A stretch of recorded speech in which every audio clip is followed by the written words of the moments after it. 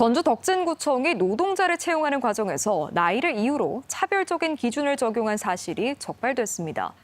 전주시가 최근 공개한 감사 결과에 따르면 덕진구청의 한 부서는 재작년부터 6차례에 걸쳐 160여 명의 통계조사요원을 선발하면서 연령에 따라 배점을 차등 적용했습니다. 25세부터 49세까지는 15점, 50대는 10점, 60대 이상 지원자에게는 5점을 부여하는 방식으로 대체로 나이가 많은 지원자에게 낮은 점수를 준 것으로 드러났습니다.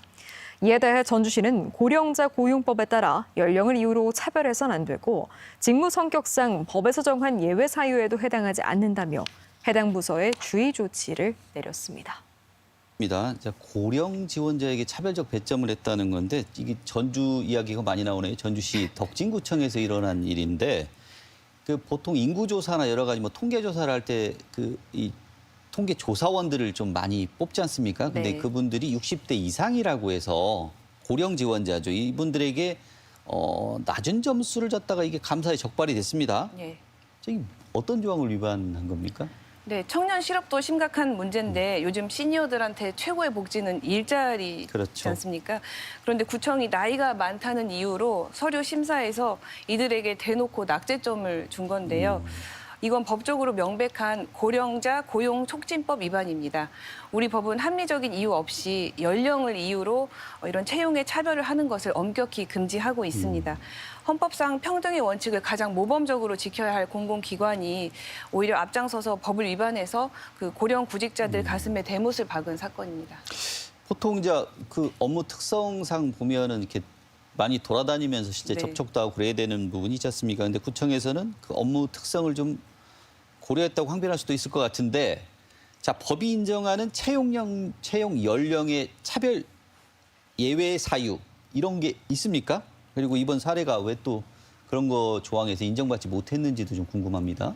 네, 이게 그 하루 종일 걸어야 되고 집집마다 방문해야 되고 하기 때문에 좀 고된 현장 조사 업무라서 체력적인 면을 고려했다라고 항변을 할 수도 있는데요.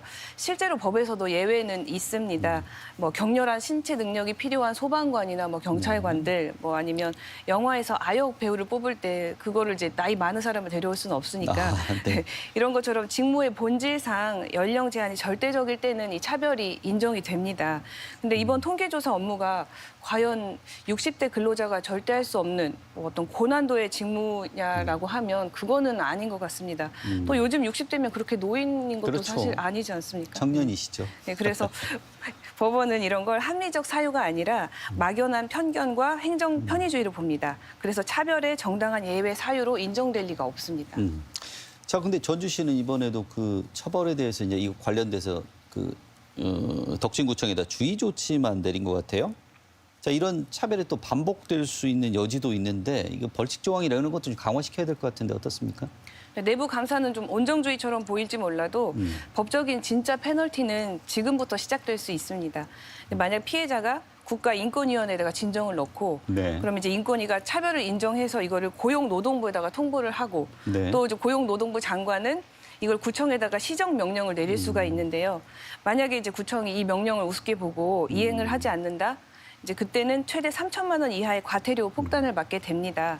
이제 게다가 기관 경영 평가나 감사에서 큰 감점을 받게 되니까 구청장이나 지자체 입장에서도 결코 가볍게 넘길 수 없는 무거운 벌칙입니다.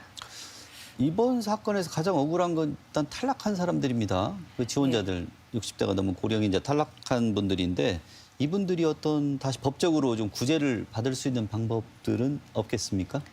단체로 이분들이 구청 앞에 가서 나를 다시 고용을 해라 이런 채용 소송을 내고 싶으시겠지만 네. 법리적으로 이 소송은 실익이 낮습니다. 왜냐하면 이런 통계조사원은 몇 주짜리 단기간이 대부분이어서 소송이 진행되는 사이에 이미 그 사업 기간이 끝나버리게 되거든요. 대신에 실질적으로 돈을 받아낼 수 있는 방법이 있긴 합니다. 이제 바로 민사상 손해배상 청구, 그러니까 위자료 달라라고 하는 청구인데요. 구청이 위법한 차별 때문에 내가 공정하게 경쟁할 권리를 박탈당했고 심각한 정신적 모멸감을 느꼈다 이런 이유로 이제 소송을 할 수가 있습니다. 있습니다. 네, 이번에 지자체 감사 결과서라는 어떻게 보면 빼도 박도 못할 위법 증거가 이미 확보되어 있기 때문에 만약에 이분들이 손해배상 소송을 제기한다면 이제 법원도 구청에게 피해자들에게 위자료를 배상해라 이런 판결을 내릴 가능성이 굉장히 높습니다. 자, 오늘 말씀 잘 들었습니다. 자, 나이가 많다는 이유로 일할 기회마저 빼앗기는 사회라면 결코 건강한 사회라고 할 수 없을 겁니다. 특히 공공기관의 채용 제도는 누구에게나 평등하고 투명한 최후의 보루여야 하는데요. 자, 이번 일을 계기로 우리 지역의 일자리 행정이 법과 상식이라는 기본 위에 바로 서기를 기대해 보겠습니다. 자, 시사토론 여기서 마치겠습니다. 시청해 주신 여러분 고맙습니다.